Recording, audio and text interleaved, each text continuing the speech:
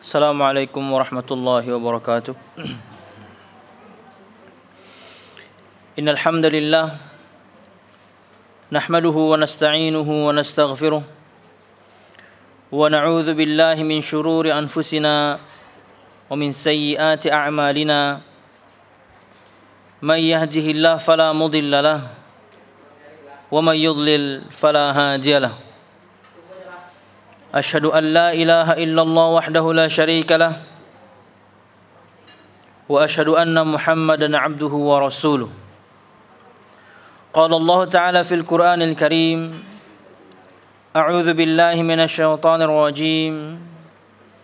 Ya ayyuhalladzina amanu taqullaha haqqa tuqatih wa la tamutunna illa wa antum muslimun.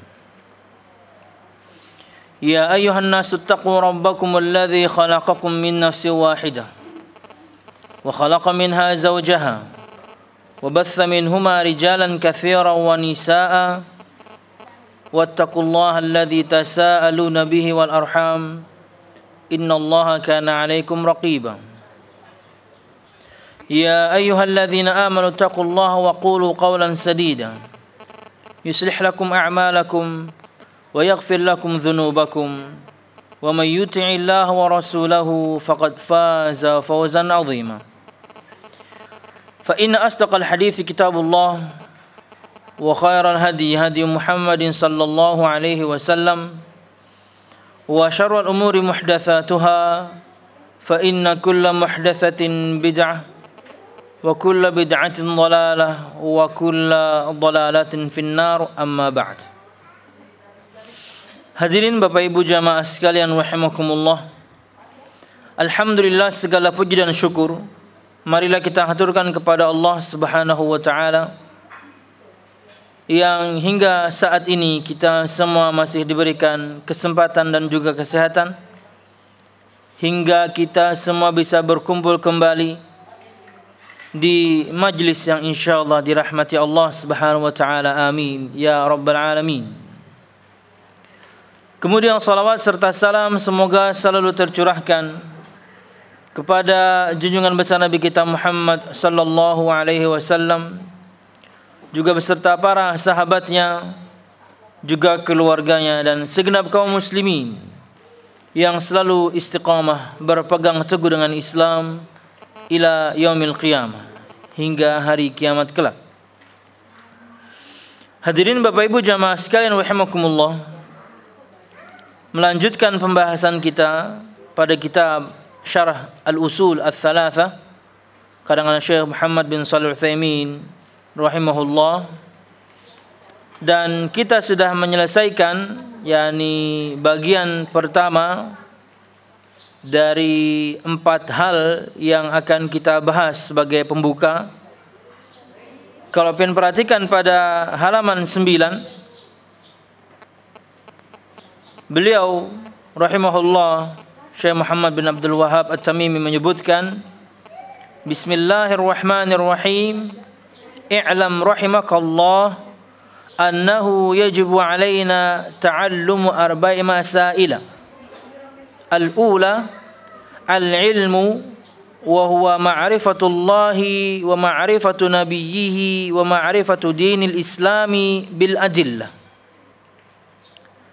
Dengan nama Allah yang Maha Rahman, Pengasih, dan Maha Rahim, Penyayang, ketahuilah, semoga Allah merahmatimu, bahwa kita wajib mempelajari, mengetahui 4 perkara. Pertama, ilmu, yaitu mengetahui Allah Subhanahu wa taala, mengetahui Nabi-Nya Muhammad sallallahu alaihi wasallam, serta mengetahui agama Islam dengan dalil-dalil. Alhamdulillah kita sudah selesai pada bagian ini, tapi sebagai rekap sedikit kita ingin menyebutkan pembahasan kita terakhir berkaitan dengan mengenal Allah Subhanahu wa taala, mengenal Nabi Muhammad sallallahu alaihi wasallam, mengenal agama Islam dengan dalil-dalil. Bil adillah di halaman 18, silahkan ibu-ibu. poin nomor 11. Bil adillah, yang artinya dengan dalil-dalil. Al-adillah adalah bentuk jamak dari dalil, yakni sesuatu yang menunjukkan kepada yang dicari. Dan dalil-dalil itu dan dalil-dalil untuk mengetahui hal tersebut, yaitu agama Islam, adalah bersifat sam'iyah dan aqliyah. Sam'iyah adalah apa yang berdasarkan wahyu Al-Quran dan juga sunnah Nabi Muhammad SAW. Sedangkan aqliyah adalah apa yang berdasarkan penelitian dan renungan. Banyak sekali Allah Subhanahu wa taala menyebutkan bentuk dalil kedua ini dalam kitabnya Al-Quranul Karim. Betapa banyaknya ayat Allah Subhanahu wa taala yang di dalamnya Allah berfirman, dan di antara tanda-tanda kekuasaannya adalah ini, dan di antara tanda-tanda kekuasaan Allah Subhanahu wa taala adalah itu. Artinya jenis dalil yang kedua, dalil aqliyah, yang berdasarkan penelitian dan renungan di dalam Al-Quranul Karim terlalu banyak. Ini juga membuktikan bahwasanya syariat Islam tidak menafikan akal. Karena kita disuruh berpikir, karena kita disuruh meneliti, karena kita diperintahkan untuk merenung. Akal adalah satu-satunya yang membedakan kita antara kita dan makhluk yang lain, khususnya binatang. Akal yang membuat kemudian Allah Subhanahu wa taala memberikan khitab. Tujuan firman Allah Subhanahu wa taala ditujukan kepada kita karena kita berakal. Artinya akal ini sangat penting. Berapa banyak ayat Al-Quran Al-Karim menyebutkan liulil albab, ulul albab, untuk orang-orang yang memiliki lub. Lub itu adalah inti atau intisari. Tapi diterjemahkan dengan akal. Kenapa? Itulah intinya manusia. Bahkan saking pentingnya akal ini, maka semua orang yang berakal dia mendapatkan taklif, mendapatkan beban kewajiban karena dia berakal. Ketika seseorang melakukan kesalahan pun itu akan dicatat oleh Allah Subhanahu wa taala itu karena dia berakal. Sebagaimana orang gila, mereka bukan orang yang mukallaf. Orang gila bukan orang yang kemudian mendapatkan beban kewajiban dari Allah Subhanahu wa taala. Kenapa? Karena enggak punya akal. Mereka berniat pun tidak bisa untuk memulai sebuah ibadah. Makanya kata Nabi Muhammad SAW, rufi'al qalamu an thalathah, anin naimi hatta yastayqidh, wa anis sabiyyi hatta yahtalim, wa anil majnuni hatta yafiqa. Diangkat pena dari 3 orang. Maksudnya tidak dicatat sebagai sebuah kesalahan. Dari orang yang tidur sampai dia bangun. Ketika bangun itulah kemudian amal ibadah dia dicatat. Dari anak kecil sampai dia baligh. Ketika baliklah kemudian baru amal dia dicatat. Dan dari orang yang gila sampai dia waras. Ketika waraslah kemudian baru yakni dicatat. Ada faedah hadithiyah di sini. Ada faedah berkaitan dengan ilmu hadis pada hadis ini, khususnya berkaitan dengan jika ada perawi meriwayatkan sebuah hadis, tapi hadis itu dia dengarkan dulu ketika dia masih kecil. Apakah kemudian riwayatnya diterima? Iya.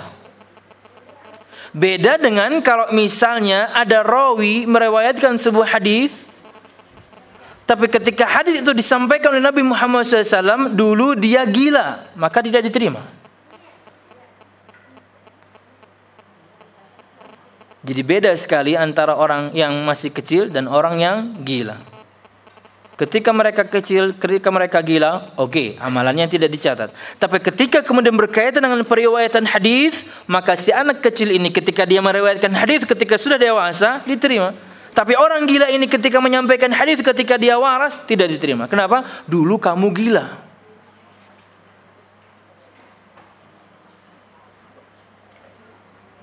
Akal begitu penting.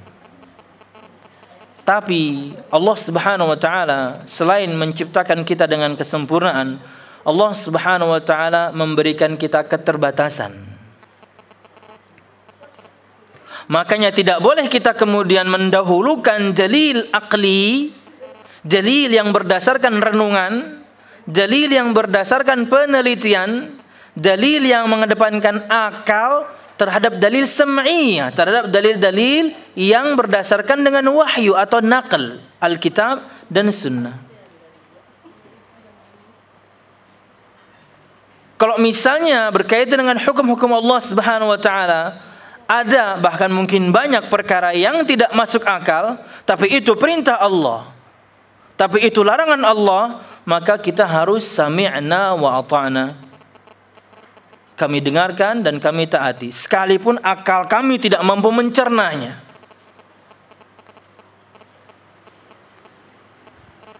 Tidak bisa akal kita mencerna bagaimana kemudian perjalanan Nabi Muhammad SAW ketika Isra dan Mi'raj.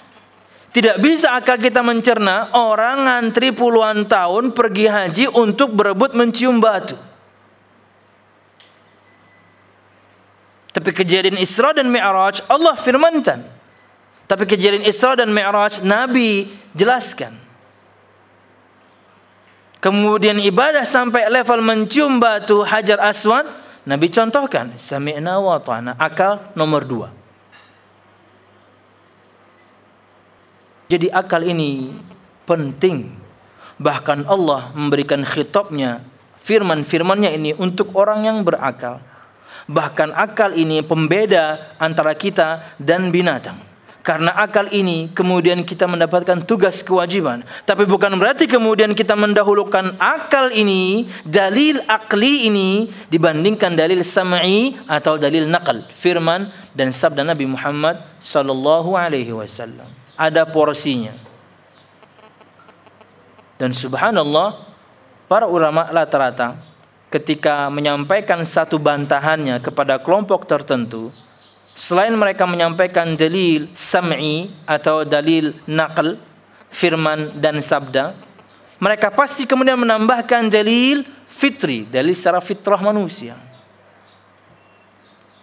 Berikut baru dalil akli, dalil secara akal. Kita sudah bahas di awal-awal pembahasan bagaimana ketika ulun membahas singkat tentang beriman kepada Allah Subhanahu wa taala, beriman akan keberadaan Allah Subhanahu wa taala. Firman sa'abr, sabda begitu banyak, fitrah meyakini, akal juga meyakini.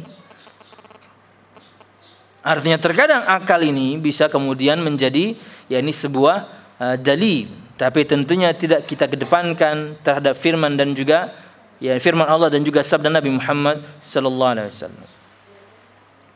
Betapa banyaknya ayat di dalamnya, maksud Al-Qur'an, Allah berfirman, dan di antara tanda-tanda kekuasaannya adalah ini, dan di antara tanda-tanda kekuasaannya adalah itu. Terlalu banyak.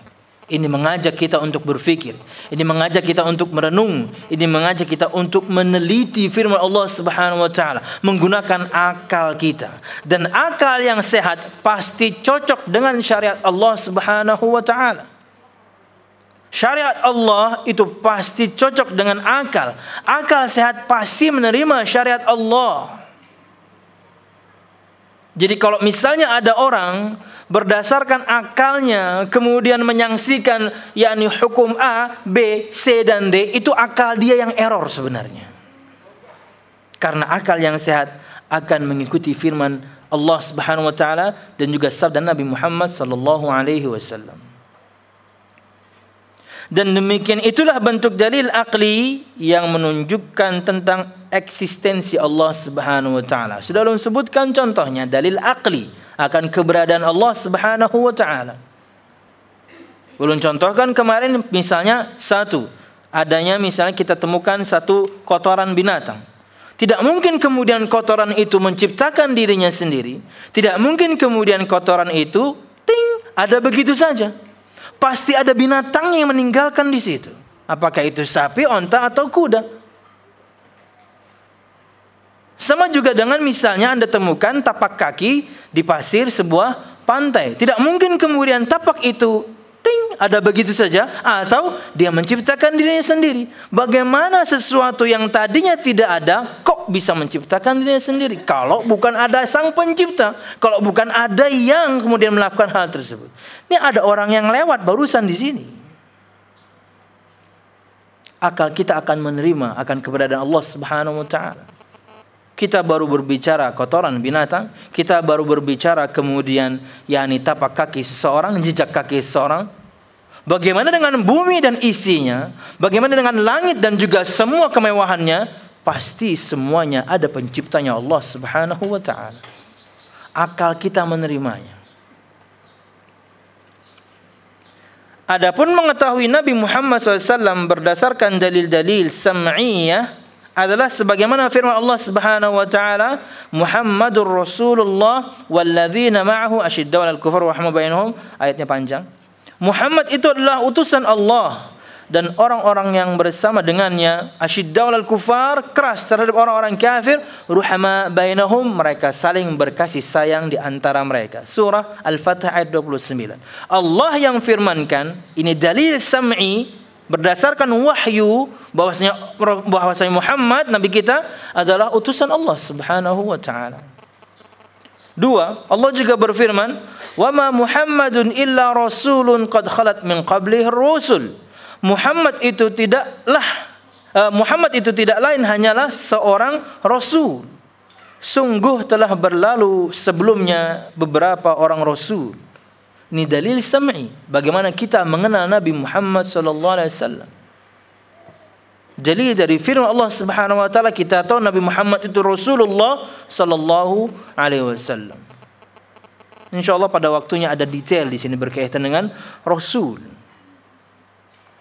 Kita juga akan sebutkan detail bagaimana sifat seorang rasul. Di antaranya mereka diberikan fisik yang sempurna. Di antaranya mereka pasti laki-laki. Di antaranya mereka pasti cerdas.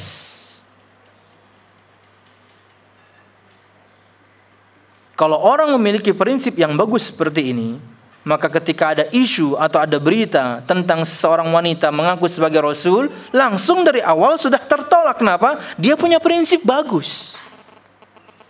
Itu kenapa kita belajar rukun iman. Oh, ada Lia Edan, langsung tertolak. Kenapa? Karena kita tahu sifat seorang rasul pasti laki-laki. 2, kok dia ketangkep 2 kali ya, diciduk 2 kali ya, masuk penjara 2 kali ya. Tahu bahwasanya seorang rasul pasti cerdas, nggak bakal ketangkep sama pemerintah. Nggak pintar berarti perempuan ini. Dan lain sebagainya, dan lain sebagainya.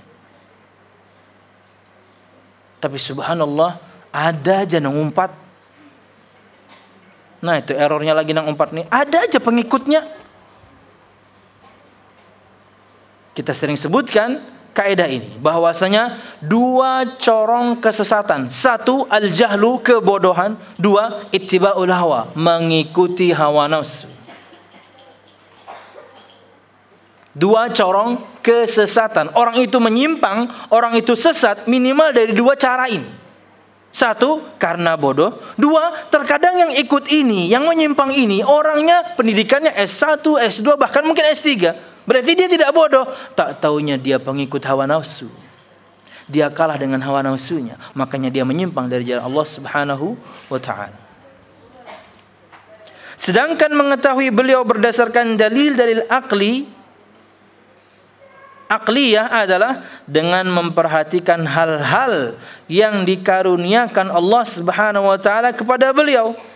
berupa mukjizat-mukjizat yang nyata, itu dalil. Dan yang paling utama adalah kitabullah yang mencakup berita-berita yang benar dan memberi manfaat untuk manusia dan hukum-hukum yang sesuai dengan maslahat manusia. Juga dengan memperhatikan hal-hal luar biasa yang ada pada beliau dan kabar-kabar gaib yang beliau sampaikan, yang beliau peroleh melalui wahyu Allah Subhanahu wa ta'ala. Dalil aqli akan kebenaran Rasulullah sallallahu alaihi wasallam. Bagaimana kala itu orang mengindra, menyaksikan mukjizat-mukjizat yang Allah Subhanahu wa taala berikan kepada Nabi Muhammad sallallahu alaihi wasallam. Satu, itu bukti kenabian beliau. Dua, itu bukti kerasulan beliau. Tiga, itu bukti adanya Allah Subhanahu wa taala. Mukjizat Nabi dan Rasul itu menunjukkan adanya yang memberi mukjizat, karena nabinya tidak mampu mengeluarkan itu dengan kemampuan dia sendiri. Tidak bisa Nabi Muhammad belah bulan, tidak bisa Nabi Muhammad mengeluarkan air dari jari jemarinya, tidak bisa Nabi Muhammad banyak hal. Tapi ketika itu kemudian keluar dari beliau sallallahu alaihi wasallam, dalil, ada yang memberikan untuk menguatkan dakwahnya.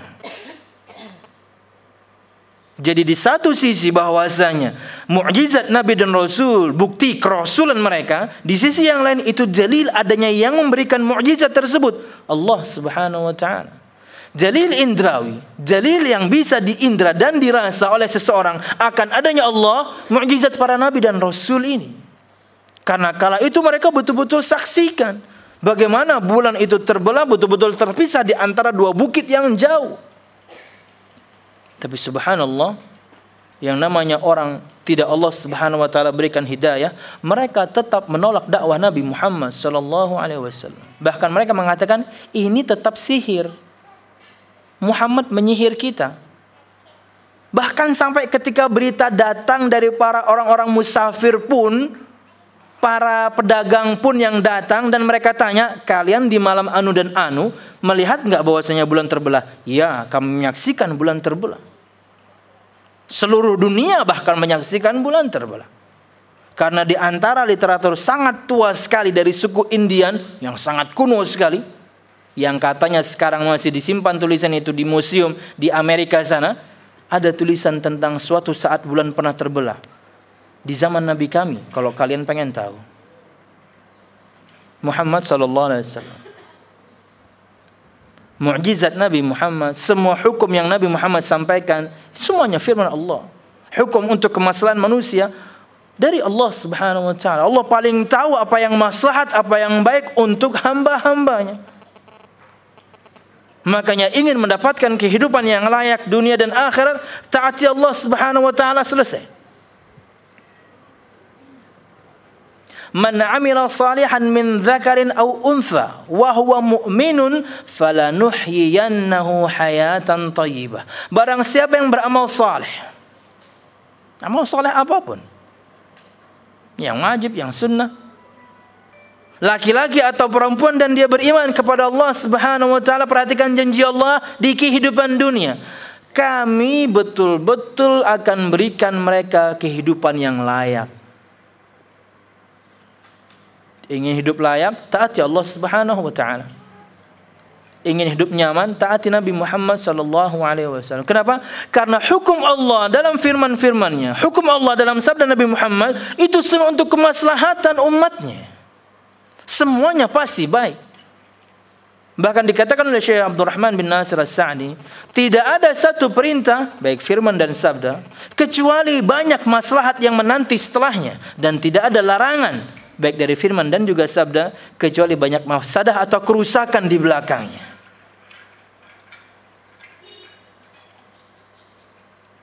Dan rapinya hukum-hukum Allah ini menunjukkan bahwasanya Nabi Muhammad diwahyukan kepadanya. Apalagi berkaitan dengan perkara-perkara yang gaib yang beliau sampaikan di akhir-akhir zaman atau tanda-tanda akhir zaman, wahyu Allah Subhanahu wa taala. Dan yang paling utama dari semua dalil yang bisa kita dapat akan kebenaran Nabi Muhammad, Al-Quranul Karim yang sampai sekarang masih kita pegang dan kita baca. Wallahu a'lam bisawab. Itu rekap apa yang ulun sampaikan pada pertemuan yang lalu. Berikut Poin ke-12, halaman 19. Ulun baca matanya dulu. Ini poin pertama selesai ya. Karena kita disebutkan di awal, kita harus mengetahui, wajib mengilmui 4 hal. Nomor 1 kita sudah tahu, walaupun masih masih global saja, belum masuk ke detail, masih global. Ilmu. Kita itu harus berilmu. Dan berdakwah itu harus berilmu. Menyampaikan dakwah itu harus ada ilmunya. Kita akan bahas. Oke. Ats-tsaniyatu al-'amalu bihi, ats-tsalitsatu ad-da'watu ilaihi. Perhatikan matanya di halaman 9. Kedua, mengamalkannya. Ketiga, berdakwah kepadanya. Dan keempat, bersabar dalam menghadapi gangguan di dalamnya atau ketika berdakwah. Ats-tsaniyatu al-'amalu bihi, ats-tsalitsatu ad-da'watu ilaihi. Qauluhu al-'amalu bihi ay al-'amalu bima taqtadihi hadhihi al-ma'rifatu min al-iman billah wal qiyam bi ta'atihi bi imtithali awamirihi wa ijtinabi nawahihi min al-ibadatil khassah wal ibadatil muta'addiyah. Fal ibadatul khassah mithlu as-salati was-shawmi wal hajj. Wal ibadatul muta'addiyah kal amri bil ma'ruf wan nahyi 'anil munkar wal jihad fi sabilillah wa ma ashbaha dhalik. Wal 'amalu fil haqiqati huwa thamaratul ilmi. Faman 'amila bila ilmin faqad shabaha an-nasara. Wa man 'alima wa lam ya'mal faqad shabaha al-yahud. Poin ke-12, konsekuensi iman kepada Allah. Ats-tsaniyatu al-'amalu bihi. Kedua, hal kedua yang harus kita yang wajib kita pelajari, yang harus kita ketahui, mengamalkannya. Mengamalkan apa? Ilmu yang kita pelajari di poin pertama. Mengenal Allah, mengenal Nabi Muhammad, mengenal Islam dengan dalil-dalilnya. Itu perkara pertama. Yang kedua, mengamalkan ilmu tadi. Karena inti dari semua yang kita pelajari adalah amalnya. Walaupun mungkin belum semua bisa kita praktekkan, tapi kita berusaha untuk mempraktekkan. Karena inti dari ilmu yang kita pelajari selama ini adalah prakteknya.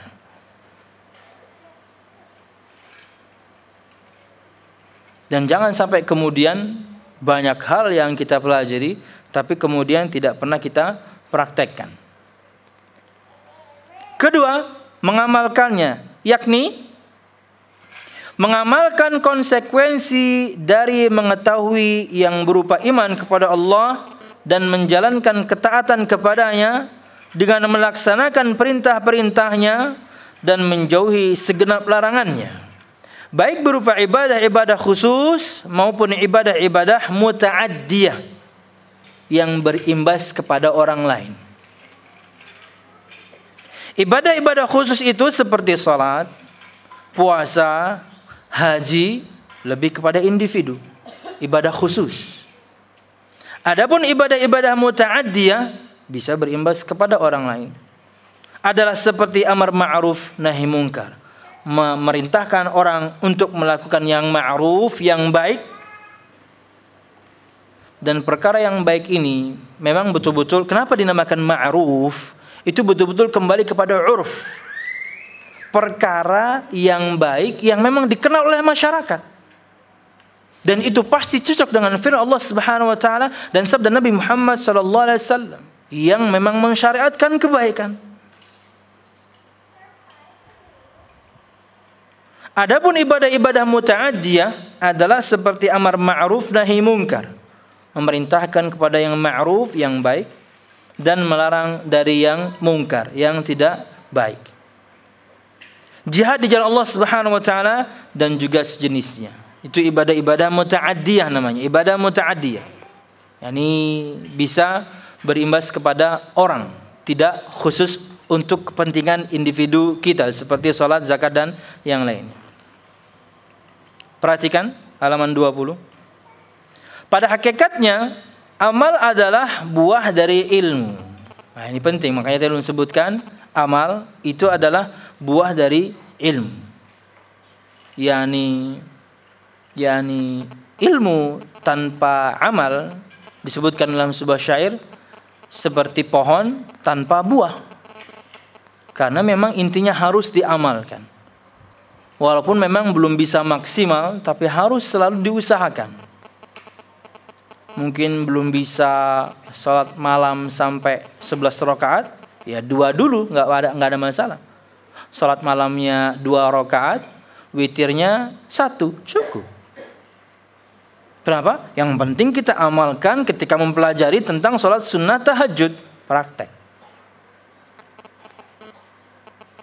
Belum bisa maksimal misalnya duhanya sampai 8 atau sampai 12, wallahu alam ada khilaf. Ya 2 dulu, nggak ada masalah. Waktunya cari yang tepat, waktu duha sangat terbatas, praktekkan.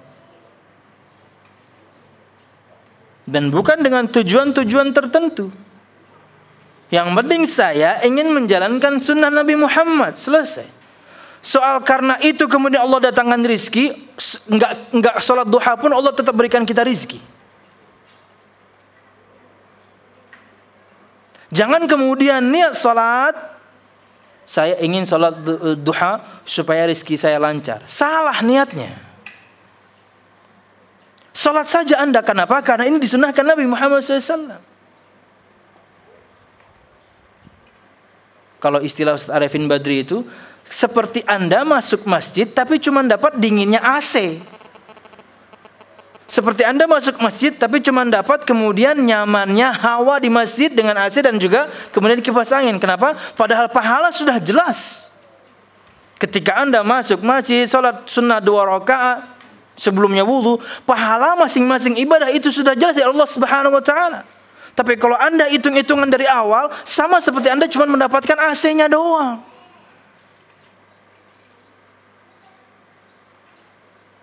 Nanti ketika rizkinya kemudian nggak lancar juga, dia tinggalkan duhanya. Kan niatnya salah. Kenapa? Niatnya memang dari awal salah. Sholat duha pengen supaya rizki lancar. Allah sudah tentukan rizki kita 50.000 tahun sebelum Allah menciptakan langit dan bumi. Di sisi lain, Nabi sunnahkan sholat duha. Saya lakukan. Karena di antara tips mengais rezeki Allah Subhanahu wa taala adalah menjalankan ketaatan, simple. Sudah jelas bahwasanya Allah akan berikan kita rezeki karena ketaatan yang kita lakukan. Orang yang enggak taat saja Allah kasih rezekinya, apalagi yang taat, kan simple. Tapi kalau misalnya Anda pengen rezeki lancar kemudian Anda menjalankan salat tertentu, ini jadi masalah. Salat saja. Jalankan saja. Kemudian kais rezeki Allah Subhanahu wa ta'ala. Hadirin Bapak Ibu jamaah sekalian rahimakumullah.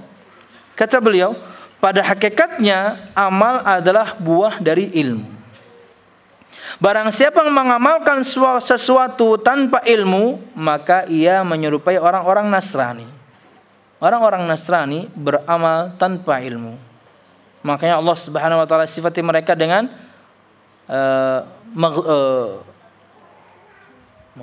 dhalin. Allah sifati mereka dengan orang-orang yang sesat. Kenapa? Karena beramal tanpa ilmu. Di akhir surah Al-Fatihah disebutkan ghairil maghdubi alaihim waladhdallin. Dhalin maksudnya di situ orang-orang Nasrani. Kenapa? Mereka beramal tanpa ilmu. Orang Islam yang beramal tanpa ilmu seperti orang Nasrani. Menggawi dulu, gawi amalan tertentu A, B, C, D. Gawi dulu pokoknya. Yang penting amun niat baik, kadang mungkin Allah kada terima. Gawi aja, gawi terus. Padahal tidak ada ilmunya. Allah tidak pernah perintahkan, Nabi Muhammad tidak pernah sunnahkan Anda melakukan, percuma basicnya. Orang yang beramal tanpa ilmu seperti orang-orang Nasrani ketika mereka beramal tanpa ilmu.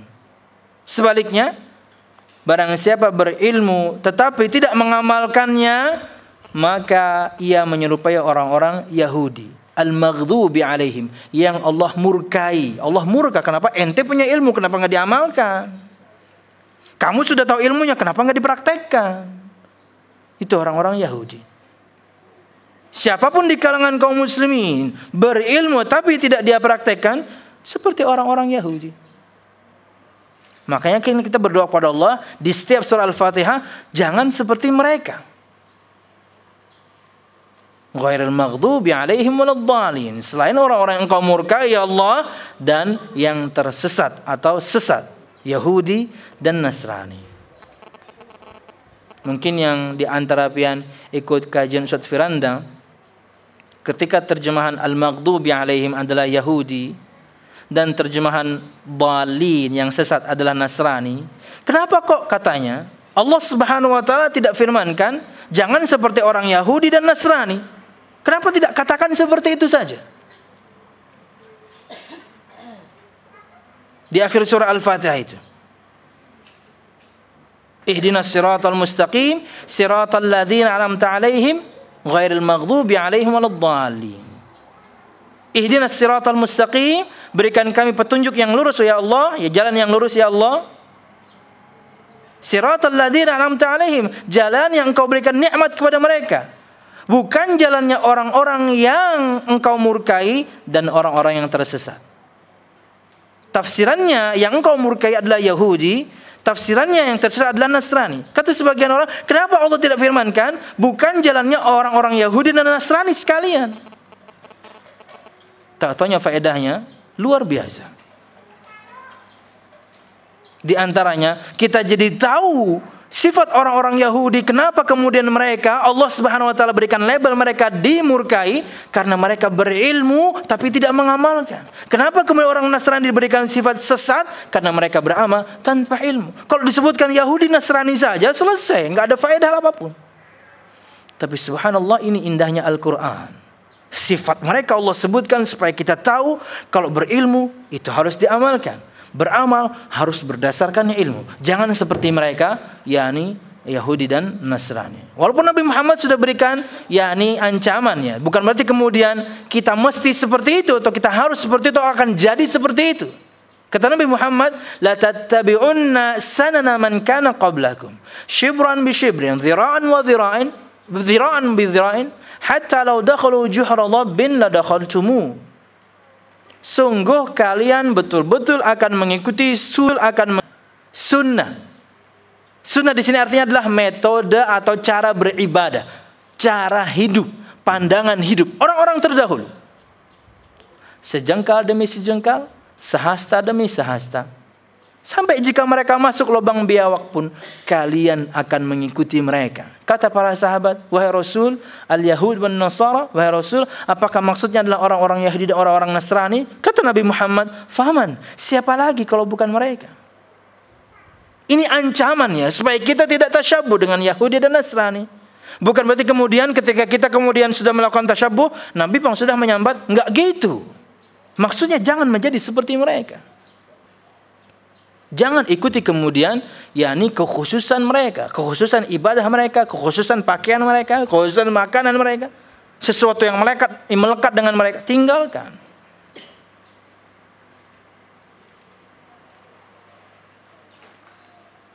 Hadirin Bapak Ibu jamaah sekalian rahimakumullah, kita lanjutkan. Poin ke-13. Ats-tsalitsatu ad-da'watu ilaihi. Ketiga, setelah berilmu kemudian mengamalkan, yang ketiga, berdakwah kepadanya. Berdakwah kepada Allah Subhanahu wa taala. Ilmu yang kita pelajari tentang Allah, tentang Nabi, tentang Islam. Dan kemudian tiga-tiganya ini kita belajar dengan dalil-dalilnya, baik itu firman dan sabda dan juga berdasarkan penelitian. Selain kita amalkan, ada kewajiban berikutnya. Apa? Ad-da'watu ilaih. Berdakwah kepadanya. Berdakwah kepada Allah Subhanahu wa taala. Artinya menyuruh orang untuk kembali kepada Allah Subhanahu wa taala. Dan ini di antara tugas Nabi dan Rasul.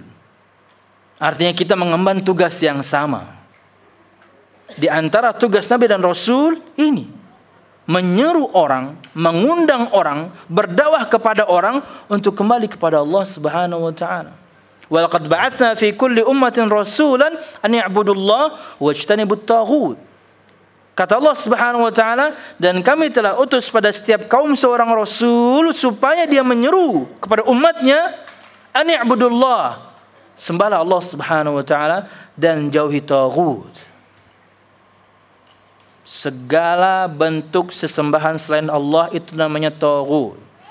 Bisa pohon, bisa bebatuan, bisa kemudian patung, bisa kemudian manusia yang ridho memang untuk disembah. Itu namanya taghut. Kalau ada nabi disembah, ada rasul disembah, ada malaikat disembah, apakah mereka taghut? Tidak. Syaitan yang ngundang orang untuk menyembah nabi, orang saleh, malaikat dan rasul, inilah taghutnya. Karena mereka tidak ridho untuk disembah. Lain dengan seperti Firaun atau Namrud yang ridho memang untuk disembah. Ats-tsalitsatu ad-da'watu ilaihi, yang ketiga berdakwah kepadanya. Nabi Muhammad SAW menyebutkan dalam sebuah hadis, kata beliau, dan kita tahu bahwasanya di antara bentuk datangnya wahyu kepada beliau itu adalah dalam bentuk mimpi. Kata beliau, di dalam mimpi aku mendapat, hadis riwayat Imam Bukhari Muslim, aku mendapati Jibril seakan-akan ada di bagian kepalaku dan Mikail di bagian kakiku. Dan kedua mereka berkata, salah satu di antara mereka berdua berkata kepada yang lainnya. Artinya ini bisa perkataan Jibril atau bisa perkataan Mikail. Kata mereka, berikan percontohan pada Muhammad ini. Mereka ingin terangkan tugas Nabi Muhammad sebenarnya. Bahwasanya di antara tugas Nabi Muhammad SAW berikan percontohan, kata malaikat ini. Kata mereka menyebutkan bahwasanya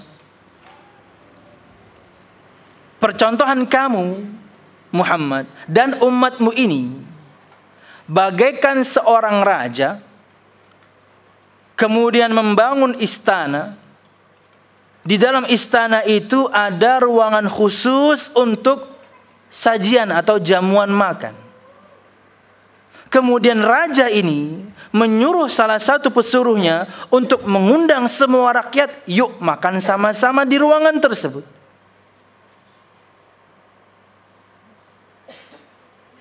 Raja ini adalah Allah. Istana itu adalah Islam. Ruangan itu adalah surga. Dan kamu Muhammad adalah penyeru tadi. Kamu Muhammad adalah orang yang disuruh raja tadi untuk mengundang orang supaya yuk masuk Islam, yuk makan. Maksudnya masuk Islam, makan ke ruangan tersebut, yuk masuk surga sama-sama. Artinya tugas Nabi Muhammad menyeru. Tugas Nabi Muhammad mendakwahkan, mengundang orang, menyuruh orang. Tapi yang namanya dakwah, di satu sisi terkadang diterima, di sisi yang lain mungkin sangat mungkin tertolak. Maka Allah berfirman memberikan kabar gembira kepada Nabi Muhammad SAW, wa in tawallau fa innama 'alaikal balagh, surah Ali Imran. Dan jika mereka berpaling dari kamu Muhammad, maka ketahuilah sesungguhnya tugasmu cuma menyampaikan, tugasmu cuma berdakwah. Hidayah itu milikku. Hati mereka aku yang rubah-rubah, aku yang bolak-balik. Tugas kamu cuma menyampaikan. Itulah yang harus ada di benak kita semuanya. Kita berilmu, kita amalkan, yuk dakwahkan. Dan tugas kita cuma menyampaikan. Suami ke istri, istri ke suami, orang tua ke anak, anak ke orang tua, teman ke teman yang lainnya. Sampaikan saja, tapi ingat harus sampai faham. Dan tugas kita selesai. Mereka taat, syukur. Mereka tidak taat, itu sudah terserah Allah Subhanahu wa ta'ala. Kurang apa dakwah Nabi Muhammad SAW? Kurang hebat apa Nabi Muhammad SAW dalam berdakwah? Kurang lembut apa Nabi Muhammad SAW dalam berdakwah, tapi beliau tidak bisa kemudian Islamkan pamannya Abu Talib. Karena hidayah milik Allah Subhanahu wa taala.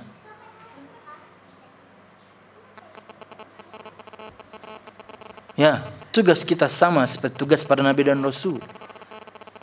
Dan para sahabat sangat mengerti tugas itu. Mereka pahami dari sabda-sabda Nabi Muhammad SAW. Balighu anni walau ayat. Sampaikan dari aku walaupun cuma satu ayat. Itu perintah dari Nabi Muhammad kepada kita semuanya untuk menyampaikan ulang syariat ini. Untuk mendakwahkan syariat ini. Untuk mendakwahkan Islam ini. Perhatikan perkataan beliau.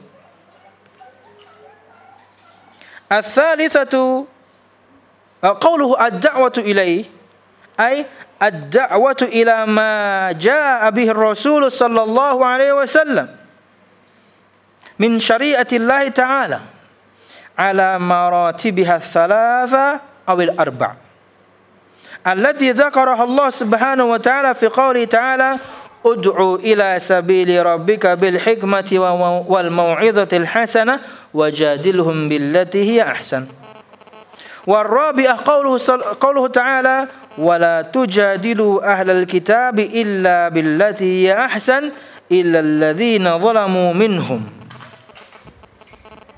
Wala budda li hadhihi ad-da'wah min 'ilmin bi syari'atillah hatta takuna ad-da'watu 'an 'ilmin wa basiratin.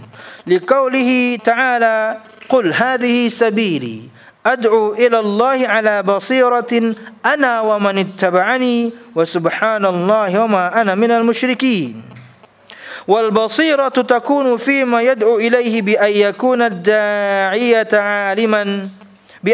الداعية عالما بالحكم الشرعي وفي كيفية الدعوة وفي حال المدعو. Perkataan beliau poin ke-13, perhatikan halaman 20. Berdakwah kepadanya. Maksudnya dakwah kepada apa yang dibawa oleh Rasul sallallahu alaihi wasallam yang berupa syariat Allah Subhanahu wa taala sesuai dengan 3 atau 4 tingkatan. Kita akan sebutkan nanti. Sebagaimana firman Allah Subhanahu wa taala yang disebutkan dalam surah An-Nahl ayat 125. Di 2 pekan yang lalu, Senin kemarin dan Senin yang sebelumnya kita bahas ayat ini di Masjid Imam Syafi'i. Untuk ibu-ibu yang dari Banjarmasin sudah tahu sekali bagaimana kita pelajari ayat ini untuk tahapan berdakwah. 3 tahapan dakwah. Karena kita harus mendakwahkan ilmu ini, maka ada metodenya, ada caranya yang Allah ajarkan. Ingat, agama Islam ini sempurna. Cara dakwah berarti Allah pasti sudah ajarkan. Cara dakwah pasti Nabi Muhammad sudah ajarkan. Ikuti cara itu, pasti kita akan mendapatkan kejayaan. Allah Subhanahu wa taala berfirman, "Serulah manusia kepada jalan Rabbmu dengan hikmah dan pelajaran yang baik atau nasihat yang baik. Dan bantahlah atau debatlah mereka dengan cara yang baik." Surah An-Nahl ayat 125. Ulun rekap dengan cepat apa yang ulun sampaikan di Masjid Imam Syafi'i di 2 pekan terakhir berkaitan dengan ayat ini. Tahapan pertama ketika berdakwah adalah berdakwah dengan hikmah. Hikmah artinya bijaksana. Apa arti berdakwah dengan hikmah? 1. Ad-da'watu bil ilmi la bil jahl. Berdakwahlah dengan ilmu, bukan dengan kebodohan. Ngajari orang itu harus dengan dalil. Menyampaikan ilmu itu harus dengan dalil. Allah berfirman, Nabi Muhammad bersabda, beginilah para ulama memahaminya, begini tafsirannya. Harus dengan dalil, dengan ilmu, ilmiah. 2. Taqdimul aham 'alal muhim. Di antara makna hikmah dalam berdakwah, bijaksana dalam berdakwah, bisa pian praktekkan ini semuanya. Anda kepada suami Anda, kami kepada istri kami, orang tua kepada anak, anak kepada orang tua. Ini tahapan-tahapannya. Berdakwahlah dengan ilmu. Karena fitrah manusia tunduk akan firman Allah dan sabda Nabi Muhammad sallallahu alaihi wasallam.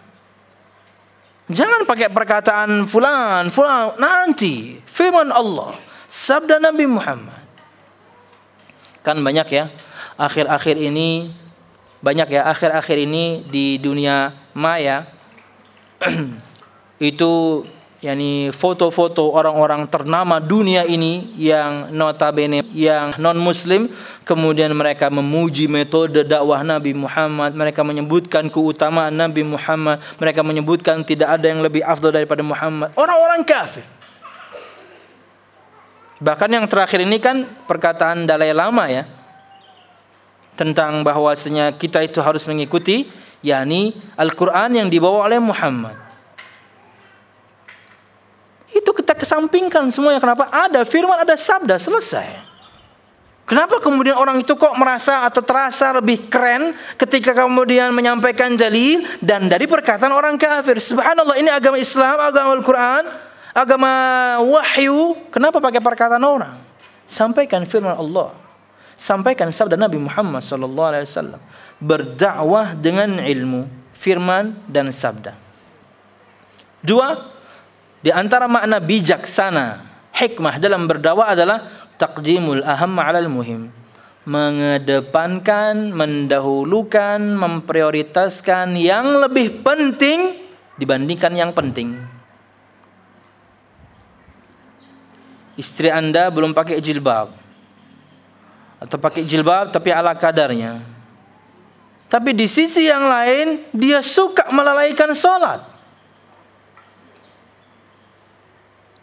Berdakwah kepada pasangan kita atau istri atau anak kita yang perempuan untuk supaya mereka menutup auratnya dengan jilbab penting. Perintah Allah Subhanahu wa taala, perintah Nabi Muhammad sallallahu alaihi wasallam. Tapi di saat yang lain ada yang jauh lebih penting. Mereka sholatnya masih bolong-bolong. Sama Allah mereka jarang taat. Maka kedepankan perkara mendakwahi mereka berkaitan dengan perkara sholatnya. Dan contoh-contoh yang lain. Buatlah yakni timbangan. Mana yang harus kita dahulukan ketika mendakwahi seseorang. 3. Ad-da'watu bil aqrabi ila adh-dhihni wal fahm, ila al-adhani wal fahm. Di antara makna bijaksana dalam berdakwah adalah berdakwahlah dengan menyampaikan perkara yang mudah dipahami dan mudah kemudian mereka serap. Di antara caranya, Anda harus turun level. Kalau memang yang Anda dakwahi adalah orang lulusan SD, orang lulusan SMP, orang lulusan SMA, sedangkan Anda bahkan mungkin lulusan S3. Kenapa? Beda pendidikannya, beda cara bicaranya, beda cara memahaminya. Anda harus turun. Ajak orang itu berbicara dengan pemahaman yang mereka memang bisa pahami.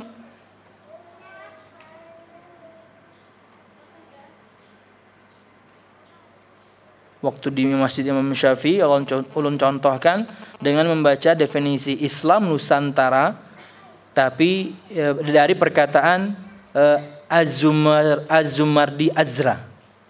Ya Allah, definisinya susahnya minta ampun. Mirip seperti bahasanya fikih. Ya, mirip bahasanya fikih.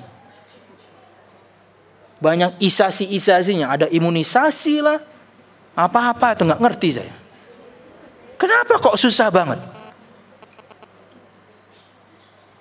Islam al-istislam wal khudu' lillahi subhanahu wa ta'ala bimtithali awamiri wa ijtinabi nawahi. Simple. Islam adalah berserah diri dan tunduk dan patuh kepada Allah Subhanahu wa taala dengan menjalankan ketaatan, melakukan semua perintah, meninggalkan semua larangan. Islam simple. Ningga. Islam Nusantara adalah Islam yang distintif. Apa itu? Enggak tahu tuh, panjang definisinya. Ya Allah. Kalau sudah nyusahin itu sudah ciri-ciri bukan dari Islam. Kalau sudah nyusahin orang. Karena Allah itu menginginkan kemudahan untuk kalian. Yuridullahu bikumul yusra. Allah itu menginginkan kemudahan. Allah itu ingin kita faham mudah. Ini juga kaidah. Sampaikan kepada orang itu dengan bahasa yang mudah. Pian kalau perhatikan ya, semua dai-dai sunnah, ulun katakan semua, sangat jarang sekali menggunakan kata populer. Pian perhatikan. Jarang sekali. 1-2 kali oke.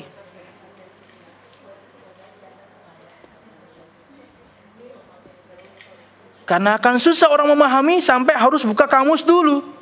Wah, apalagi ustadznya aja, tinggi pada bahasanya. Enggak, simple.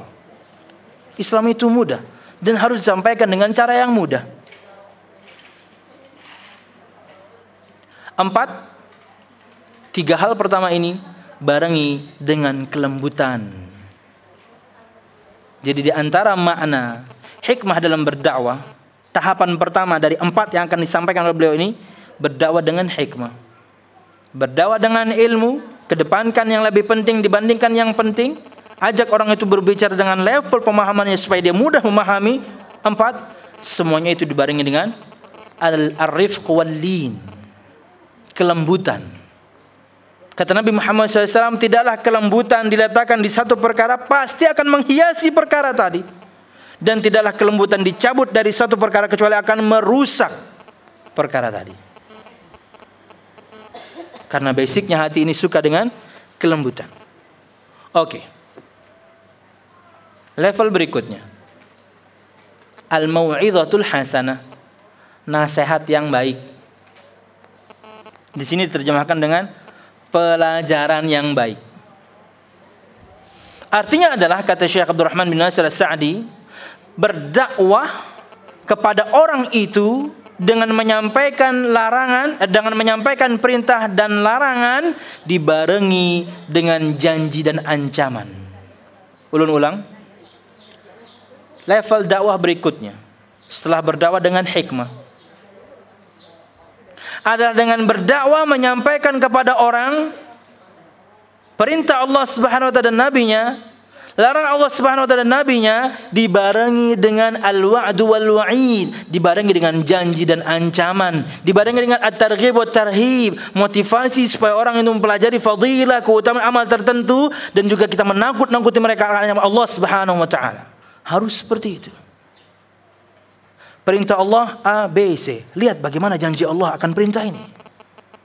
Larangan Allah B, C, D. Lihat bagaimana ancaman Allah kalau kita melanggar perintah yang melakukan dosa ini. Seperti itu berdakwah. Ada janji, ada ancaman. Dan itu juga yang dipraktekkan oleh para nabi dan rasul. Dan itu ciri dakwah nabi dan rasul. Al-wa'du wal-wa'id, al-bashir wal-nadhir.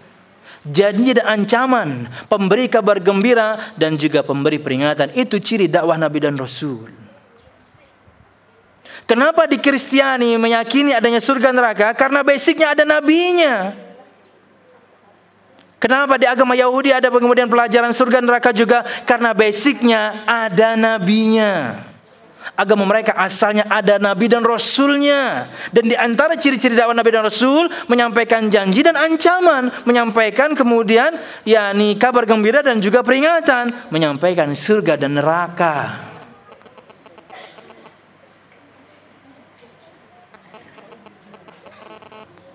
Yang 3, al-jidal.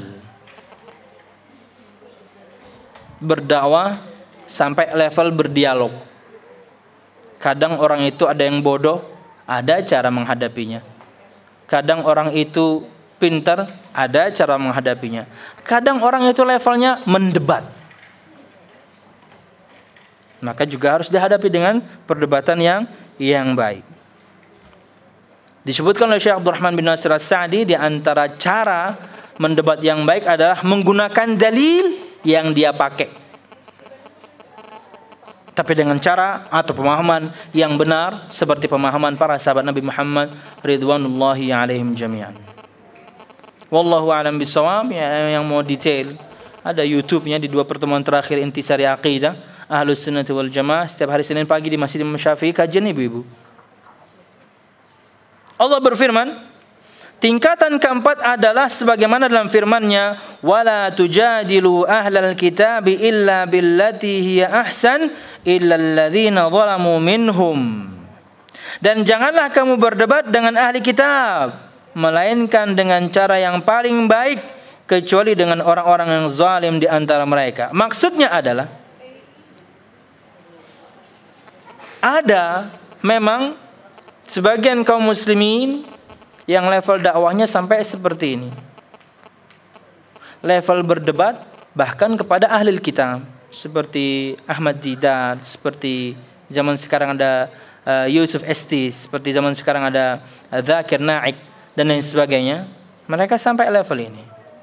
Dengan berdebat tapi tetap dengan cara yang baik.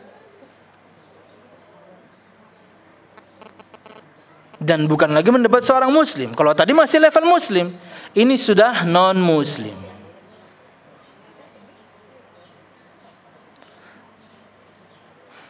Berkata Syekh, dakwah tersebut harus berbekal pengetahuan terhadap syariat Allah. Yang ingin berdakwah harus mengerti syariat Islam. Enggak mesti semuanya, enggak. Anda pahami ayat tertentu dengan baik, sampaikan. Anda pahami hadis tersebut dengan baik, sampaikan. Kalau nunggu jadi ustadz dulu, nunggu jadi ustadzah dulu, nunggu sempurna dulu, enggak bakal bisa. Kapan seorang bisa sempurna? Enggak bisa.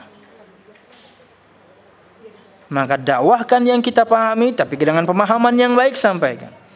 Dakwah tersebut harus berbekal pengetahuan terhadap syariat Allah, sehingga dakwah tersebut berdasarkan ilmu dan basirah atau pengetahuan yang jelas yang datang dari firman Allah Subhanahu wa taala atau sabda Nabi Muhammad sallallahu alaihi wasallam. Allah berfirman dalam surah Yusuf ayat 108. Qul hadhihi sabili ad'u ila Allah ala basiratin ana wa man ittaba'ani wa subhanallahi wa ma ana minal musyrikin. Katakanlah wahai Muhammad, inilah jalan agamaku, aku dan orang-orang yang mengikutiku, mengajak kamu kepada Allah Subhanahu wa taala dengan hujjah yang nyata, dengan ilmu. Masya Allah Subhanahu wa taala, dan aku tiada termasuk orang-orang yang musyrik.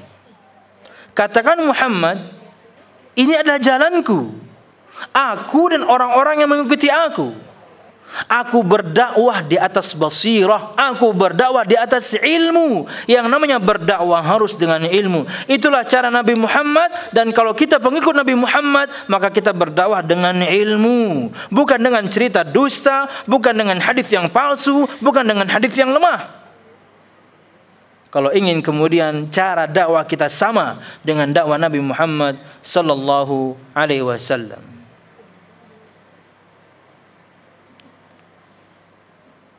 Yang dimaksud basirah dalam dakwah adalah hendaknya adalah dai mengetahui hukum-hukum syariat, cara berdakwah, dan kondisi orang yang didakwahi. Sudah kita sebutkan. Siapa orang yang kita dakwahi, situasi dan kondisi ketika berdakwah, yang kita dakwahkan harus kita pahami betul-betul. Firman dan sabdanya kita mengetahui. Kalau misalnya semua ini tidak kita miliki, firman dan sabda, tapi ingat, kondisi orang yang kita hadapi, kita tidak mampu juga menghadapi. Maka minimal pian harus punya jurus mampu atau bisa merayu. Merayu apa tat? Rayu orang itu bisa ikut kajian, selesai, pian bisa santai.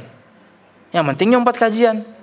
Laki mau dibawa ke masjid, bini mau dibawa ke masjid, kawan mau dibawa ke masjid, cukup. Yang dakwah ulun sama Ustaz Ahmad, pian santai. Kenapa? Karena mengetahui hukum kada, hafal dalil rada-rada. Kemudian cara berdakwah yang tadi, manalah yang harus didahulukan mendakwahi orang inilah. Kayak apa lembut dalam berdakwah lah. Kadang ngerti bertahan. Minimal pian harus ini belajar ilmu gombal dari Andre. Harus pintar ngegombal. Dalam artian gombalan yang baik ya. Berikan orang itu motivasi, berikan orang itu janji akan keutamaan ilmu. Sampai dia betul-betul haus akan ilmu dan dia mau ke masjid.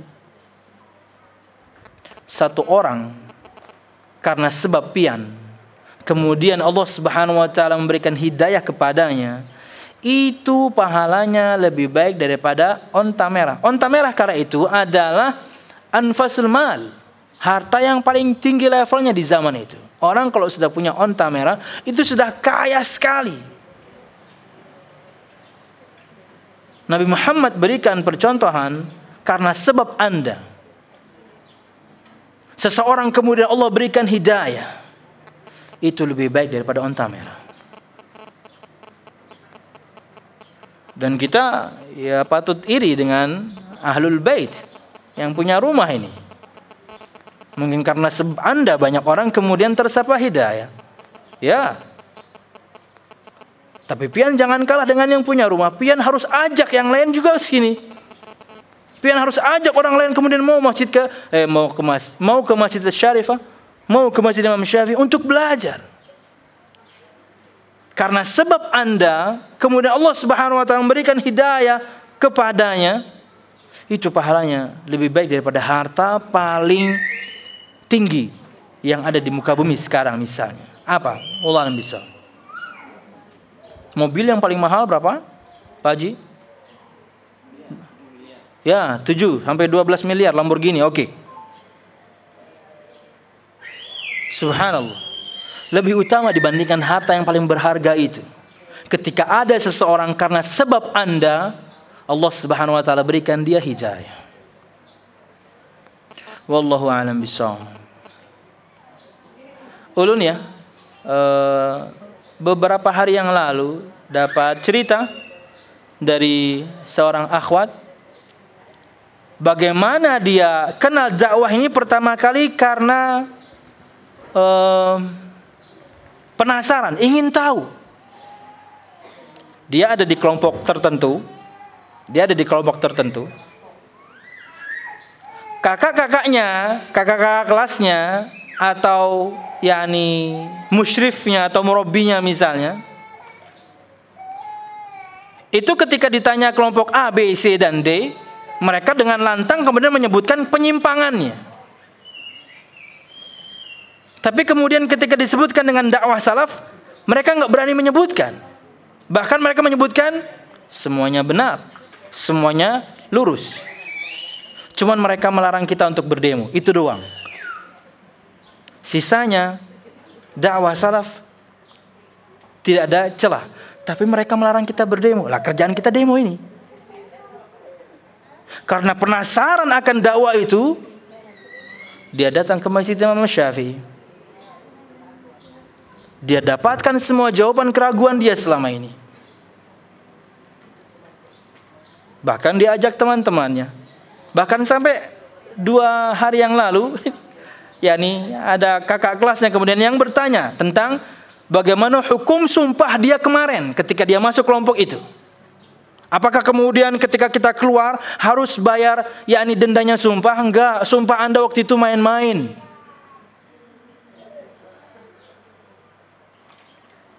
Lagu, sumpah yang tidak benar, baiat yang tidak benar, kata-kata ucapan janji setia yang bukan pada tempatnya. Enggak perlu kemudian Anda yakni memberi makan fakir miskin 10 orang atau berpuasa, enggak perlu. Keluar aja. Sekarang pelajari dakwah. Sekarang belajar sunnah. Tinggalkan sudah. Wallahu a'lam bishawab. Ini unik. Terkadang orang itu kemudian karena keingintahuannya, tak taunya Allah Subhanahu wa taala sapa dia dengan hidayah. Dan mungkin bisa dari jalan Anda. Karena Anda, suami Anda ngerti sunnah, karena Anda, istri Anda ngerti sunnah, karena Anda, anak Anda taat kepada Allah, aset yang akan mendoakan kita nanti ketika kita meninggal, kenapa kita yang didik? Atau kita menjadi anak yang baik mendoakan orang tua. Wallahu a'lam bishawab. Masih panjang kayaknya ya. Ulun padahal ingin selesaikan poin 13 tapi kayaknya masih panjang. Udah 1 jam. Ulun baca secara cepat dulu ya, nanti kita bahas detail di pekan mendatang. Karena ada 1, 2, 3. Ada 3 hadis Nabi Muhammad SAW yang perlu keterangan. Oke, ulun baca dulu perkataan beliau. Wa majalatud da'wah katsiratun minha ad-da'watu ila Allah Ta'ala bil khitabah wa ilqa'il muhadarat, wa minha ad-da'watu ila Allah bil maqalat, wa minha ad-da'watu ila Allah bi halaqatil ilm, wa minha ad-da'watu ila Allah bi ta'lif wa nashr ad-din an tariqit ta'lif. Medan dakwah itu banyak sekali. Di antaranya dakwah kepada Allah lewat pidato dan penyampaian ceramah-ceramah seperti yang kita lakukan sekarang. Gue aja kali.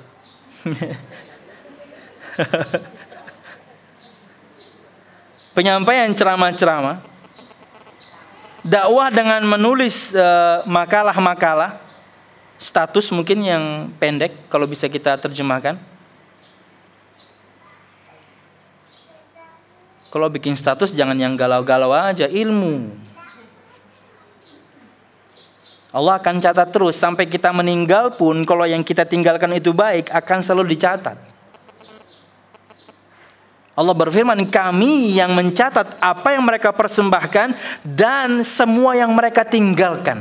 Surah Yasin ayat 12. Yang hafal surah Yasin tahu? Atau pian nggak pernah Yasinan? Biasanya Al-Kahfian sih ya. Ada di ayat 12 kalau tidak salah. Saya bacakan. Anjuran untuk meninggalkan kebaikan di muka bumi sebelum kita meninggal. Surah Yasin itu surah berapa ya? 36? Oke. Ayat 12. Allah Subhanahu wa taala berfirman, Inna nahnu nuhyil mauta wa naktubu ma qaddamu wa atharahum. Sesungguhnya kami yang menghidupkan orang-orang yang sudah mati dan kami menulis apa yang mereka persembahkan, wa atharahum, dan bekas jejak yang mereka tinggalkan kami tulis. Maka tinggalkanlah status Facebook yang baik, tinggalkanlah status Line, Instagram, apa itu, terserah, di media sosial yang baik-baik saja. Wallahu a'lam, yang bermanfaat untuk orang lain, karena Anda akan tinggalkan itu. Siapapun di antara kita tidak pernah akan tahu kapan kita akan meninggal. Mungkin sekejap kita akan meninggal, tak taunya kita punya 1000 status yang baik yang masih menempel di alam maya, yang orang masih bisa ambil faedahnya. Itu cuma status. Bagaimana kalau tulisan? Subhanallah, para ustadz itu subhanallah. Pian kalau pasang aplikasi rumaisho.com itu ya, subhanallah. Sehari 2 hari tes keluar tulisan baru. Sehari 2 hari tes keluar tulisan baru. Karena kita dikasih notifikasi di handphone ini, ada tulisan baru, ada tulisan baru. Subhanallah. Dia tinggalkan perkara yang baik di muka bumi ini. Ya ulun yani nggak bisa amat nulis, tapi inilah yang ulun tinggalkan. Semua yang kita sampaikan kita tinggal di YouTube. Itu bekas jejak. Mungkin orang punya jejak dengan tulisannya, ulun dengan video. Pian harus lakukan hal yang sama.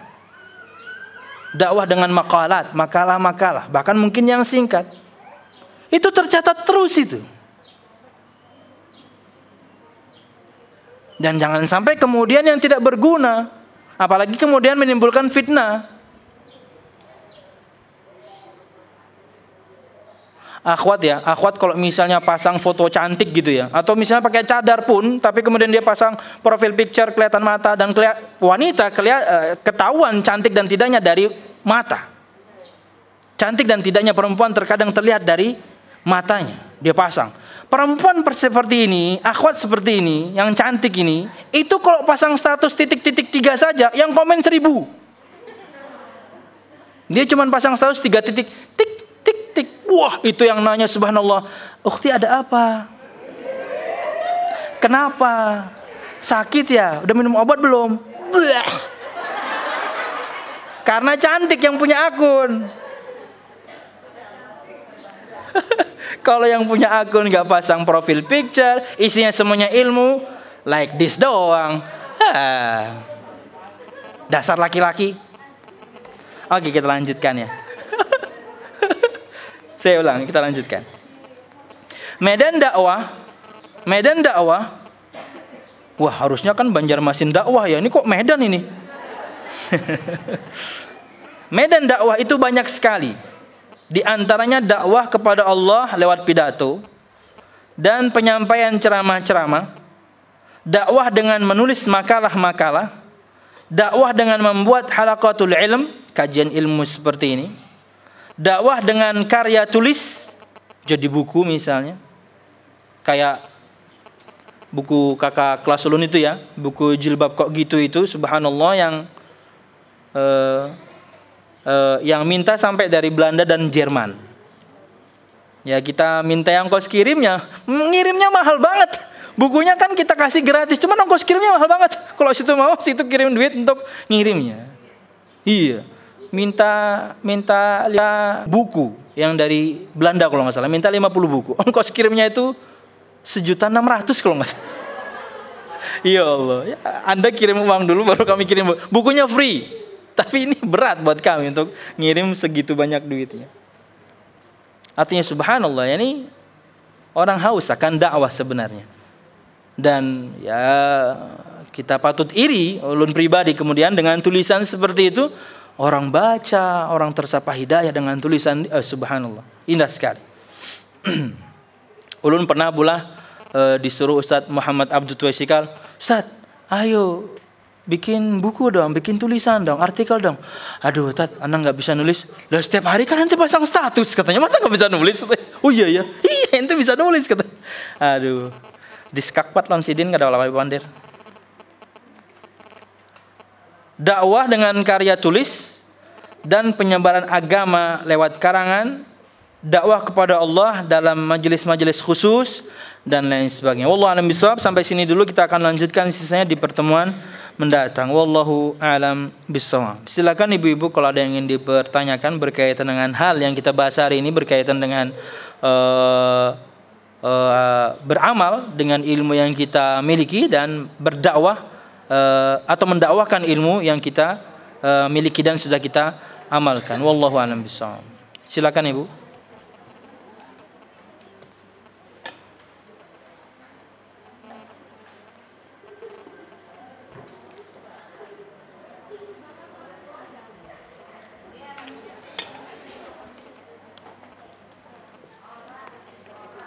Ulun kada ingat bawa pulpen. Ya, waalaikumsalam. Silakan ibu. Boleh. Apakah kita misalnya sering pergi ikut kajian Ustaz ya? Nggih. Semakin banyak ilmunya Ustaz. Apakah semua ilmu yang kita tahu misalnya harus diamalkan semua? Kalau tidak, misalnya di akhirat kan akan ditanya ilmunya itu dipakai untuk apa. Kalau ada misalnya sebagian saja yang bisa kita amalkan, Ustaz, sebagian tidak bisa, apakah kita akan diazab karena itu? Yang kedua, Ustaz, ada seorang istri yang sudah ngaji sunnah, tapi suaminya belum. Kemudian dia diminta untuk menyiapkan sajian buat acara bid'ah. Misalnya tidak mau Ustaz, tapi tetap kalau tidak bikin tetap beli. Nah, apakah tetap dikerjakan atau apakah kita berdosa Ustaz? Siap. Dikhawatirkan akan menimbulkan polemik atau ketidaknyamanan antara dalam keluarga Ustaz. Iya. Assalamualaikum warahmatullahi wabarakatuh. Waalaikumsalam warahmatullahi wabarakatuh. Terima kasih Ibu, jazakumullah khairan pertanyaannya. Apakah semua yang kita ilmui kemudian harus kita amalkan? Maka jawabannya iya. Sekarang ketika mengamalkan itulah kemudian yakni syaitan tidak pernah kemudian akan memperlancar usaha kita. Makanya kita tahu ayat Allah Subhanahu wa taala, fattaqullaha mastata'tum. Bertakwalah kalian kepada Allah menurut kemampuan kalian. Ada terkadang amalan-amalan tertentu kita belum mampu, tapi kita jangan tinggalkan, berusaha kemudian untuk bisa mengamalkan. Bukan meninggalkan, tapi lakukan sebuah usaha. Kalau belum mampu, Allah Maha tahu dengan usaha Anda. Dan mudah-mudahan Allah Subhanahu wa taala tidak azab kita karena itu.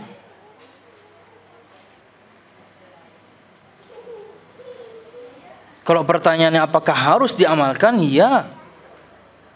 Tapi tidak bisa semua. Yang jelas wajib saja, terkadang kita belum maksimal. Yang jelas wajib saja, kita terkadang belum bisa maksimal. Bagaimana kemudian ingin naik level dengan mengerjakan yang sunnah? Lebih berat lagi. Makanya namanya adalah taklif, pembebanan. Tapi bukan berarti kemudian kita meninggalkannya. Tetap lakukan usaha. Dengan bertahap. Ahabbul a'mal ilallah adwamuha wa in qalla. Kata Nabi Muhammad SAW, amalan yang paling Allah cintai adalah amalan yang berkesinambungan, yang kontinu, walaupun sedikit. Itu yang Allah cintai. Terus menerus, walaupun sedikit. Dia rutin menjalankan sholat duha misalnya, rutin, walaupun cuma 2 rakaat. Ada sebagian orang yang bisa mampu lebih, tapi Anda mampunya 2. Atau Anda bahkan mungkin cuma mampunya adalah menjalankan sholat sunnah rawatib, yang lain belum mampu, Ustaz. No problem. Asal rutin. 2 sebelum subuh, 4 sebelum duhur, 2 setelah duhur, 2 setelah maghrib, 2 setelah isya. Asal rutin, no problem. Kata Allah Subhanahu wa taala dalam sebuah hadits qudsi, Nabi Muhammad SAW bersabda, "Awwalu ma yuhasabu bil 'abdu yaumal qiyamati salatuhu wa in atammaha." Hal pertama kali yang akan Allah hisab di hari kiamat tentang seorang adalah salatnya, kalau memang dia sudah sempurnakan. Kalau tidak, Allah berfirman, "Unzuru hal lahu min tatawwu'in." Perhatikan, cek apakah dia punya amalan tatawwu' atau sunnah. Maka dengan itulah kemudian dia melengkapi yang wajib. Kata Nabi Muhammad, dan ini dipraktekkan dengan amalan-amalan yang lain pun sama. Yang wajib terkadang kita masih keteteran, maka sempurnakan dengan yang sunnah-sunnah semampunya. Kita tidak meremehkan, na'udzubillah, apalagi meninggalkan. Tapi seperti itulah kemampuan saya sementara. Dan akan dia tingkatkan.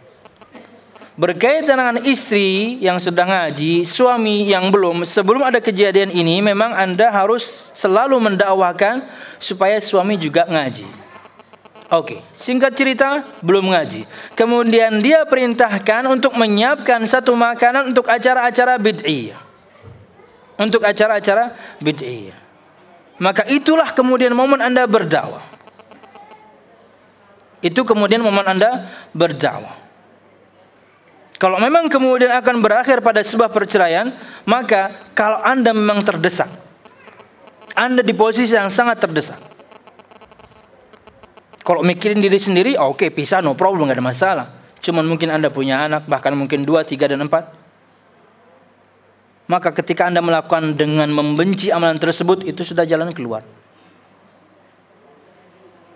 Kadang kawal lagi. Tapi Anda harus lakukan. Anda tidak takut dicerai. Enggak, Anda enggak takut, cuman kasihan anak-anak. Dan Anda masih berharap bahwa suatu saat Allah akan sapa dia dengan hidayah. Bersabar Anda, kemudian lakukan itu dan penuh dengan kebencian. Saya enggak rela padahal untuk melakukan ini. Saya enggak setuju pada dalam acara ini. Kenapa? Demi anak-anak. Sama kamunya sih saya cerai juga enggak apa-apa.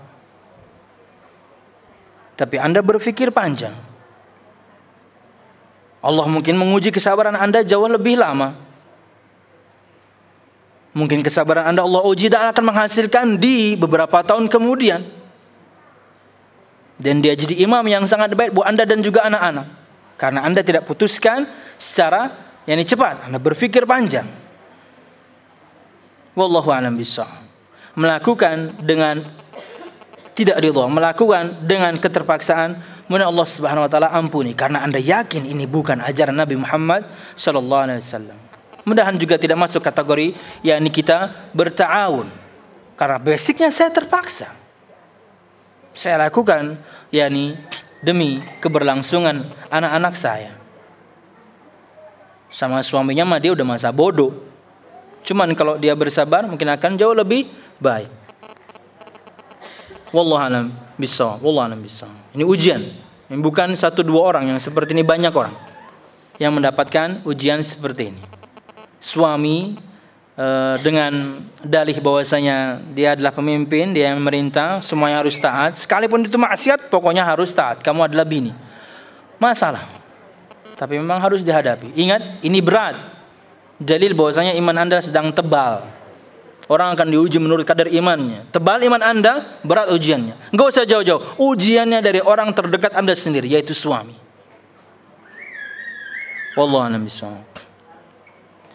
Yang lain Ibu? Yang belum dapat buku, sudah dapat buku semua ya? Oh, belum semua ya? Tadi ada beberapa ulun bawa tadi. Ulun kasihkan Bu Mimil. Udah habis ya? Pemakan buku rupanya pian ini. Kena barang kena dibawakan lagi. Oke. Yang lain silakan Ibu. Assalamualaikum. Waalaikumsalam. Waalaikumsalam. Ini ulun bahasa Banjarnya enggak usah takut. Nggih. Ulun ini rasa Ustaz, ini kan pakai jilbab nih, pakai cadar kan. Tapi kadang kalau jalan saya dikasih gelas sama kadang-kadang teman-teman orang, kamu ini Syiah katanya. Tuh, bukan, saya bukan Syiah, saya Sunnah. Saya bilang gitu. Terus itu, kamu ngerti nggak artinya? Ngerti nggak artinya Sunnah? Aku ngerti arti Sunnah. Sunnah itu kan artinya aku mengupati ajaran Nabi, apa yang Nabi kerjakan, itu yang aku gawe, gitu kan? Terus, masa orang Syiah kayak itu buat? Ada, aku suka.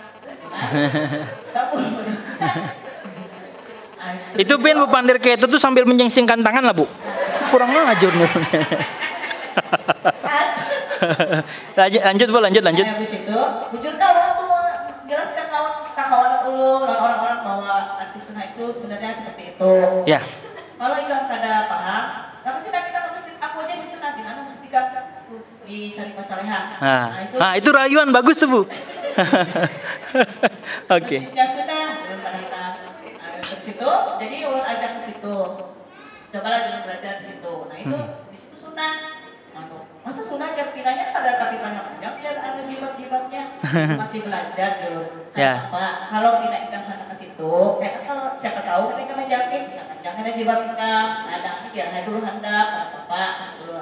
Nah, ulun ini akan menjelaskan tuh yang ulun sebujur-bujurnya tuh arti yang Sunnah yang sebujur-bujurnya tuh supaya ulun tahu menjelaskan dengan kawan atau orang lain. Itu aja Ustaz.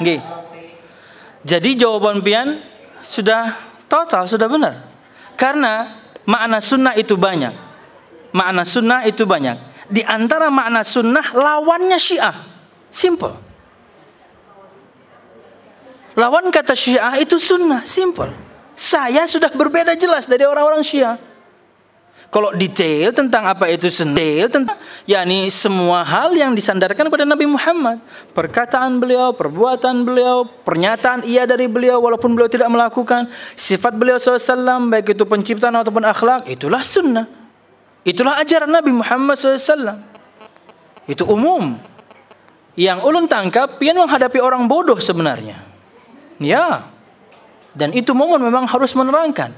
Ini adalah makna sunnah. Tapi karena yakni kebodohan dia, maka jawaban pian simple seperti itu sudah menjawab bahwasanya lawan kata Syiah itu sunnah. Makanya tersebar istilah Syi'i dan Sunni. Karena itu sudah perbedaan yang sangat jauh. Karena mereka basicnya bukan Islam. Kalau orang pengen keterangan lebih, maka Anda terangkan. Sunnah adalah sunnah menurut definisi para ulama hadis, bukan sunnah dalam definisi ulama fikih. Bukan, ulama hadis. Sunnah kan kalau menurut ulama fikih digawe berpahala, ditinggalkan tercela. Kan itu sunnah. Bukan itu yang kita maksudkan dengan sunnah atau dakwah sunnah atau kajian sunnah.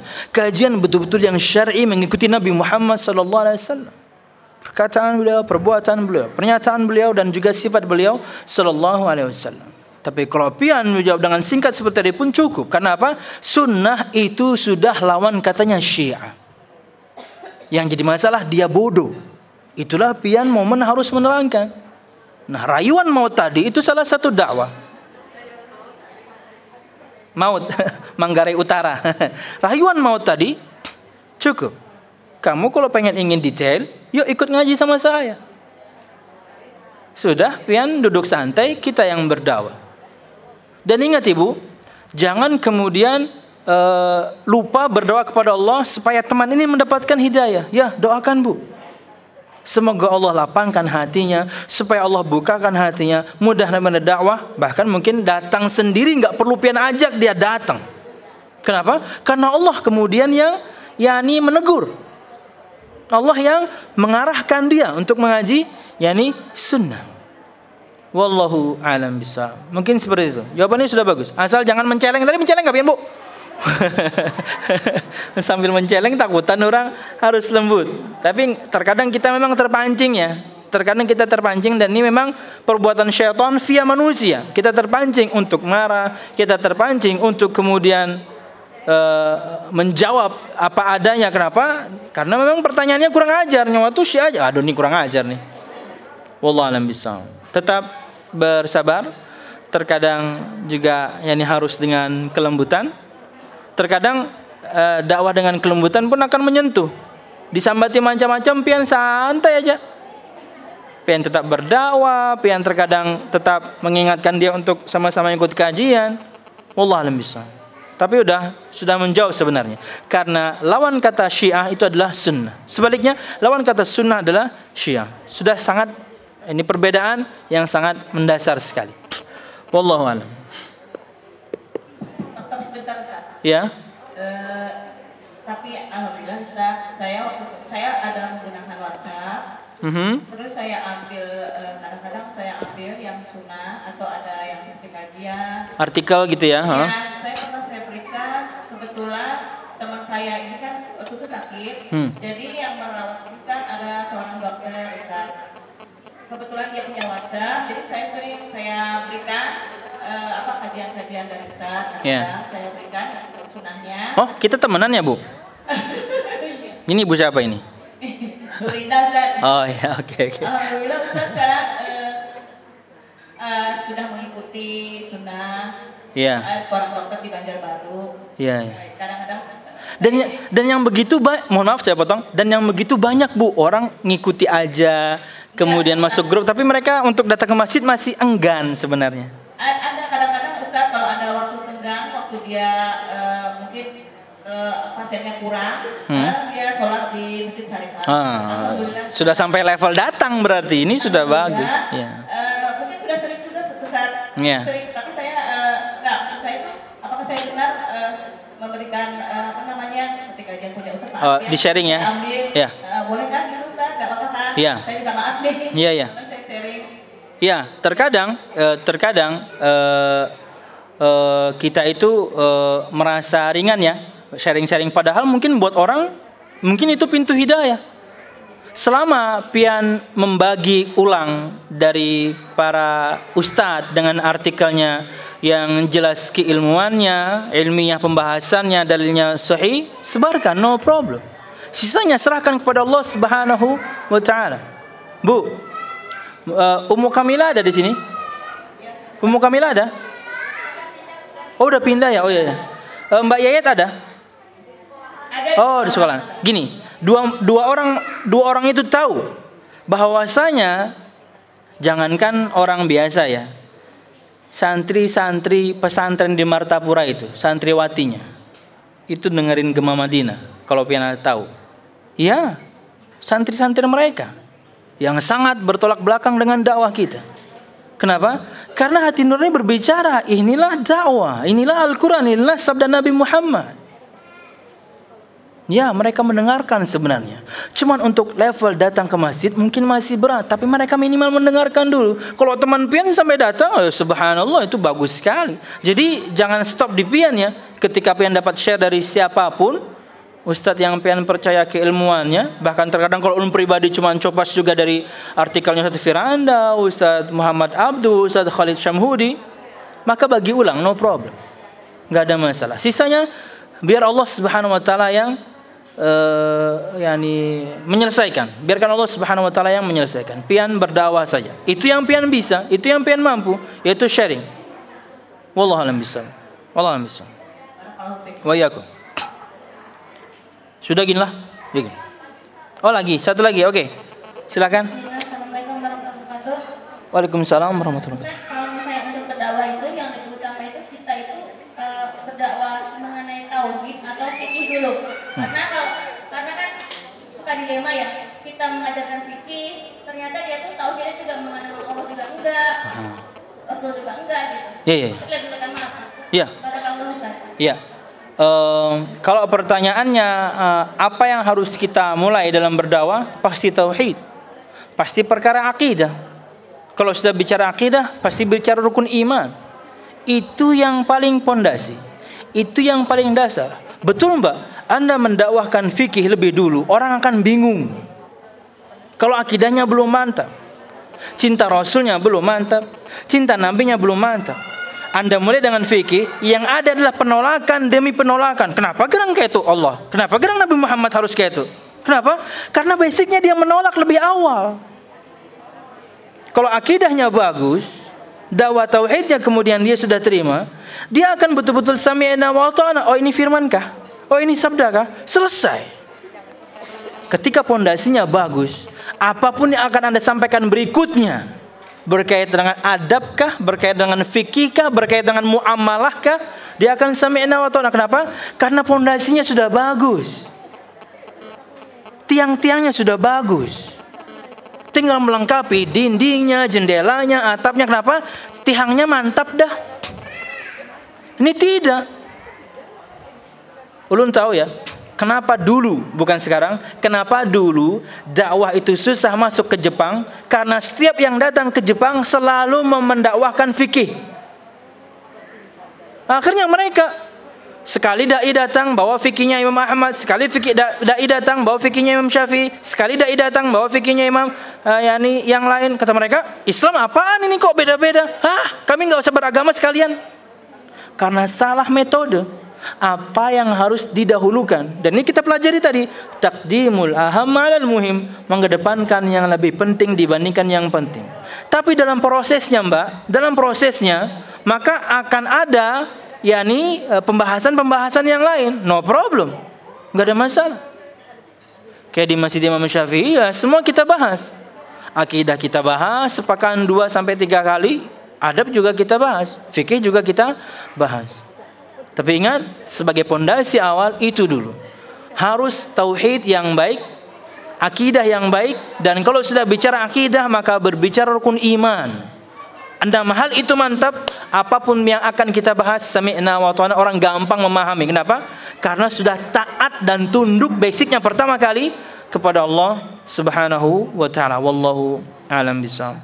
Itu mungkin yang bisa ulun sampaikan. Mudahan bermanfaat. Salah dan khilaf ulun mohon maaf. Mudahan kajian kita diberikan Allah Subhanahu wa taala, amin ya rabbal alamin. Mudahan semua kita Allah Subhanahu wa taala mudahkan selalu kita pribadi untuk istiqamah. Kedua, bisa mendakwahkan ilmu yang selama ini kita pelajari, insyaallah, amin ya rabbal alamin. Subhanakallahumma bihamdika asyhadu an la ilaha illa anta astaghfiruka wa atubu ilaik. Assalamualaikum warahmatullahi wabarakatuh.